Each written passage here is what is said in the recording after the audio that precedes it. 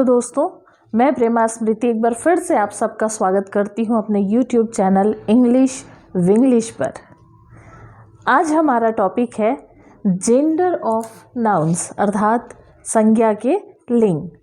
तो सबसे पहले हम ये जान लेते हैं कि जेंडर होता क्या है।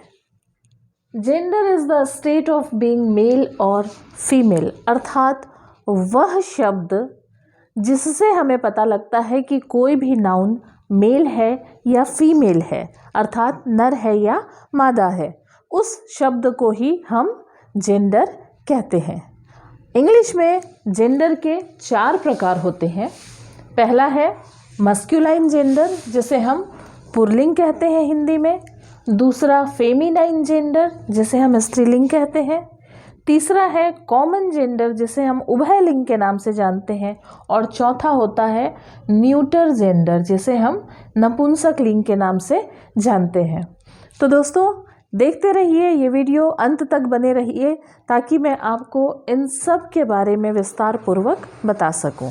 सबसे पहले हम बातें करेंगे मस्कुलाइन जेंडर अर्थात पुल्लिंग के बारे में। The words which refer to male nouns are called masculine gender अर्थात ऐसे शब्द जिनसे हमें नर प्रजाति का बोध होता हो वे शब्द मस्कुलाइन जेंडर कहलाते हैं, या फिर हिंदी में हम इन्हें पुल्लिंग कहते हैं। यहाँ पे कुछ एग्जाम्पल्स भी हैं। Mahesh, boy, man, ox, king etcetera. ये जितने भी शब्द यहाँ पर लिखे हुए हैं, जितने भी नाम हैं, जितने भी नाउन्स हैं, उन्हें देखते ही यह पता लग जाता है कि ये नर प्रजाति अर्थात मेल क्रीचर का बोध करा रहे हैं। तो ये सब के सब मस्कुलाइन जेंडर के अंतर्गत आते हैं। आगे देख लेते हैं हम फेमिनाइन जेंडर अर्थात स्त्रीलिंग। The words which refer to female nouns are called feminine gender अर्थात ऐसे शब्द जिससे हमें उनके मादा प्रजाति होने का बोध होता हो, ऐसे शब्दों को हम फेमिनाइन जेंडर या स्त्रीलिंग कहते हैं। जैसे रीना, गर्ल, वुमन, काऊ, क्वीन एट्सेट्रा। इन शब्दों को देखते ही हमें यह पता लग जाता है कि यह किसी मादा प्रजाति का अर्थात किसी फीमेल क्रीचर का बोध करा रहे हैं। इसलिए ये सारे वर्ड्स जो हैं वो फेमिनाइन जेंडर अर्थात स्त्रीलिंग के अंतर्गत आते हैं। आइए मस्कुलाइन और फेमिनाइन जेंडर का कुछ कंपैरिजन करके देख लेते हैं। जैसे महेश है तो रीना। यहाँ पर कोई भी ऐसा नाम जो किसी बॉय के लिए इस्तेमाल होता है और यहाँ पर कोई भी ऐसा नाम जो किसी गर्ल के लिए इस्तेमाल होता है, तो इसको हम आपस में कंपेयर कर सकते हैं कि मस्कुलाइन जेंडर में महेश होगा और फेमिनाइन जेंडर में रीना। वैसे ही आप बॉय का फेमिनाइन देखेंगे तो गर्ल है, ब्रदर का सिस्टर है, मैन का वुमन है, ऑक्स का काऊ होगा तो किंग का क्वीन होगा। बच्चों को इस तरह से एग्ज़ाम में पूछा जाता है, ऐसे मस्कुलाइन जेंडर दे करके उनका फेमिनाइन जेंडर बनाइए या फेमिनाइन जेंडर दे करके ऐसे मस्कुलाइन जेंडर बनाइए, तो उनको दोनों को ही कंपेयर करके देख लेना चाहिए। आइए आगे बढ़ते हैं, बातें करते हैं कॉमन जेंडर अर्थात उभयलिंग के बारे में। The words that refer to both male और female nouns are called common gender अर्थात ऐसे शब्द जो मेल और फीमेल अर्थात महिला और पुरुष दोनों के लिए इस्तेमाल किए जाते हैं, उन्हें हम कॉमन जेंडर या उभयलिंग कहते हैं। इनके उदाहरण देख लीजिए। टीचर शिक्षक, स्टूडेंट विद्यार्थी, पेरेंट पालक, गेस्ट अतिथि, डॉक्टर चिकित्सक, नेबर पड़ोसी। ये ऐसे शब्द हैं जिसका इस्तेमाल हम मेल और फीमेल दोनों के लिए करते हैं। क्योंकि देखिए यदि मैं टीचर कहूँ तो केवल टीचर शब्द से हमें यह पता नहीं लगता कि हम मेल की बात कर रहे हैं या फीमेल की बात कर रहे हैं, क्योंकि टीचर दोनों हो सकते हैं, मेल भी और फीमेल भी। वैसे ही स्टूडेंट भी या तो मेल है या तो फीमेल है। तो ऐसे शब्द ये जिनका इस्तेमाल हम मेल और फीमेल दोनों के लिए करते हैं वो उभयलिंग अर्थात कॉमन जेंडर कहलाते हैं। बातें करते हैं न्यूटर जेंडर के बारे में। न्यूटर जेंडर अर्थात नपुंसकलिंग के बारे में। The words which refer neither a male noun nor a female noun are called neuter gender. अर्थात ऐसे शब्द जो न तो महिला वर्ग को बताते हैं और ना ही पुरुष वर्ग को, अर्थात जिन्हें हम इन दोनों में नहीं मानते, इन दोनों में ही नहीं रख सकते, उनको हम न्यूटर जेंडर अर्थात नपुंसकलिंग के नाम से जानते हैं या उन्हें इस न्यूटर जेंडर के हिस्से में रखते हैं। जैसे ऑल मटेरियल नाउन्स, जितने भी मटेरियल नाउन्स हैं, आपने नाउन के बारे में पढ़ रखा है मटेरियल नाउन के बारे में, तो मटेरियल नाउन के अंतर्गत जो भी शब्द आते हैं, जो भी नाउन्स आते हैं, वे सब के सब न्यूटर जेंडर में रखे जाते हैं। जैसे बुक है, पेन है, ऑयल है, वुड है, ये सब मटेरियल नाउन के अंतर्गत आते हैं और इनको हम न्यूटर जेंडर में रखते हैं, क्योंकि बुक या पेन या ऑयल बोलने से यह पता नहीं लगता कि वह महिला प्रजाति से है या पुरुष प्रजाति से है। हाँ, हिंदी में हम इनको स्त्रीलिंग में रखते हैं। बुक, पेन इत्यादि को हम स्त्रीलिंग में रखते हैं और हिंदी में केवल दो ही लिंग हम पढ़ते हैं, पुल्लिंग और स्त्रीलिंग, इसलिए इनको हमने स्त्रीलिंग में रखा हुआ है। जबकि अंग्रेजी में ऐसा नहीं है। अंग्रेजी में हम इन सब को न्यूटर जेंडर के अंतर्गत, नपुंसक लिंग के अंतर्गत रखते हैं। दूसरा देख लेते हैं ऑल एब्स्ट्रैक्ट नाउन्स।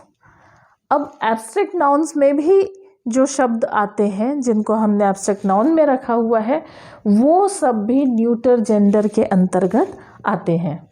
जैसे ऑनेस्टी, ईमानदारी, स्वीटनेस, मिठास, इनको भी हम कोई महिला या पुरुष वर्ग में विभाजित नहीं कर सकते हैं और इसलिए इसको हमने नपुंसक लिंग में, न्यूटर जेंडर में रखा हुआ है।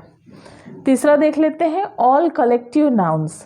कलेक्टिव नाउन के अंतर्गत भी जो शब्द आते हैं उनको भी न्यूटर जेंडर में रखा जाता है। जैसे बंच, गुच्छा, या क्राउड, भीड़, ये दोनों न्यूटर जेंडर में आते हैं। अब ये एक सवाल आपके मन में आ सकता है कि क्राउड, भीड़ जो होती है, भीड़ में तो स्त्री और पुरुष दोनों होते हैं, तो इसको हमने क्यों नपुंसक लिंग में रखा है, क्यों न्यूटर जेंडर में रखा है, जबकि हम इसे मस्क्यूलाइन या फेमिनाइन जेंडर में रख सकते थे। तो क्राउड जब भी हम देखते हैं, जब कोई भीड़ देखते हैं, तो हम उसका विश्लेषण नहीं करते कि इसमें कितने नर हैं या कितनी मादा है।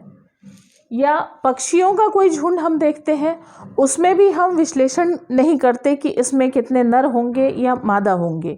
हम केवल यह देखते हैं कि यह सब एक भीड़ में है, तो भीड़ का विश्लेषण नहीं कर सकते, इसलिए भीड़, क्राउड या बंच या फ्लॉक, ये सब के सब न्यूटर जेंडर में आते हैं। चौथा देख लेते हैं इंसेक्ट्स और लोअर क्रीचर्स। जो छोटे छोटे जंतु होते हैं, इंसेक्ट्स होते हैं, बहुत छोटे प्राणी जो होते हैं, उनको भी हम न्यूटर जेंडर में ही रखते हैं। जैसे एंट, चींटी, स्पाइडर, मकड़ी, क्रो, कौवा, या बेबी इत्यादि। अब बेबी जो है, शिशु, छोटा बच्चा, उसको हम मस्क्यूलाइन या फेमिनाइन जेंडर में क्यों नहीं रखते हैं? क्योंकि जब भी हम किसी शिशु को, किसी बेबी को देखते हैं, तो उसका चेहरा देखकर हम आइडेंटिफाई नहीं कर पाते हैं कि यह मेल है या फीमेल है। इसलिए बेबी को भी न्यूटर जेंडर में रखा गया है। आइए अब देख लेते हैं मस्कुलाइन जेंडर से फेमिनाइन जेंडर बनाने के कुछ तरीकों के बारे में। सामान्यतः इसके 3 तरीके होते हैं। इसमें पहला तरीका है by using an entirely different word, पूरी तरह से दूसरा नया शब्द इस्तेमाल करके हम मस्कुलाइन से फेमिनाइन बनाते हैं। जैसे बॉय, और इसका फेमिनाइन बनाने के लिए ठीक एक नया शब्द इस्तेमाल किया गया है, गर्ल। वैसे ही ब्रदर, ब्रदर का फेमिनाइन होगा सिस्टर। फिर कॉक, कॉक के लिए हैन। किंग है, किंग के लिए क्वीन, और हस्बैंड के लिए वाइफ। इस तरह से कुछ शब्द हैं जिनके लिए हम अगर फेमिनाइन बनाना है तो हम बिल्कुल नया शब्द इस्तेमाल करते हैं। अगला तरीका है by adding a syllable ESS, अर्थात शब्द के अंत में ESS जोड़कर। जैसे गॉड, देवता, इसमें हमने ESS जोड़ा और ये हो गया गॉडेस, देवी। वैसे ही लॉयन, शेर, लॉयनेस, शेरनी। पोएट, कवि, पोएटिस, कवियत्री। प्रिस्ट, पुजारी, प्रिस्टेस, पुजारन। तो ये ऐसे कुछ शब्द हैं जहाँ पर हमने मस्कुलाइन जेंडर में ESS जोड़ करके उसको फेमिनाइन जेंडर में कन्वर्ट कर लिया। और भी एक तरीका है, जैसे अभी हमने देखा कि ESS जोड़ करके हमने कुछ मस्कुलाइन जेंडर को फेमिनाइन जेंडर में कन्वर्ट किया था। अब उसी में ही आगे देखते हैं कि किसी शब्द से अंतिम वॉवेल हटाकर, ध्यान रहे, अंतिम वॉवेल हटा करके फिर उसमें S जोड़ा जाता है। ठीक, S मतलब ESS। जैसे टाइगर, टाइगर का अंतिम वॉवेल क्या है? ये E है,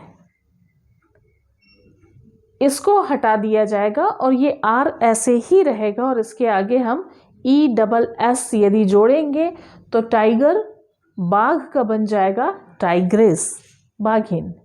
वैसे ही हंटर में हम ये इसका लास्ट वाला वॉवेल हटाएंगे E और यहाँ पर जोड़ देंगे ESS, हंटर शिकारी, वो हो गया हंट्रेस, शिकारन। और इसी तरह एक्टर, अभिनेता, इसमें से हम O हटा देंगे और यहाँ पर ESS जोड़ देंगे तो एक्टर का हो जाएगा एक्ट्रेस। तो इस तरह से भी मस्कुलाइन से फेमिनाइन जेंडर बनाया जाता है। अब चलते हैं तीसरे और अंतिम तरीके की ओर। अब बातें करते हैं तीसरे अर्थात अंतिम तरीके के बारे में। तो तीसरा तरीका है by replacing a word before और आफ्टर, अर्थात शब्द के सामने या पीछे के शब्द को बदलकर, उसे हटाकर उसकी जगह पर एक नया शब्द जोड़ करके हम मस्कुलाइन से फेमिनाइन जेंडर बनाते हैं। जैसे पीकॉक, मोर। पीकॉक में से हमने कॉक को चेंज कर दिया, इसे हटा करके इसकी जगह हमने हैन कर दिया, पी हैन, मोरनी।